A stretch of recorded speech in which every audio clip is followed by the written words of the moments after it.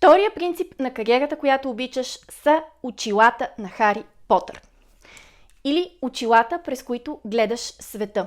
Начинът, по който виждаме себе си и света, до голяма степен определя нашето поведение. Определя какво вярваме, че е възможно за нас, какви действия предприемаме и често води дори до това да се самосаботираме. Наскоро разговарях с една прекрасна дама, която каза следното. Всички не харесваме работата си и затова е добре да намерим нещо извън работа, което ни харесва. Това всички знаем, че е ограничаващо вярване. Вероятно дори тя разбира термина ограничаващо вярване. Това, което обаче е необходимо да си зададем като въпрос е какво вярвам, че е възможно за мен във връзка с кариерата ми. Какво вярвам, че мога да постигна? Какво вярвам, че не мога да постигна? Какво вярвам, че е възможно в България? Какво вярвам, че по принцип е възможно за кариерата?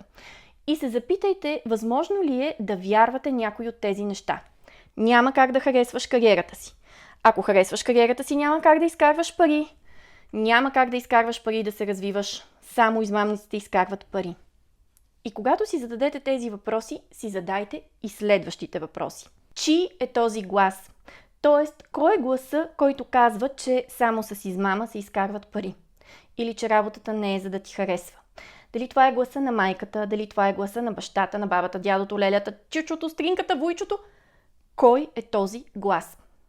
Възможно ли е ние по някакъв начин да сме се присъединили към този глас, за да сме лоялни към него или към нея? Ако този човек, който аз обичам и който ми е дал толкова много, вярва това, то аз няма да вярвам нещо различно и няма да постигна нещо по-различно или по-добро от него.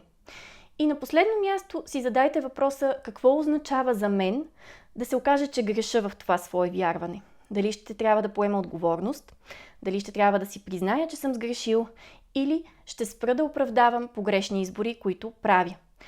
Ще ви кажа честно, тези въпроси не са лесни, но те са наистина трансформиращи.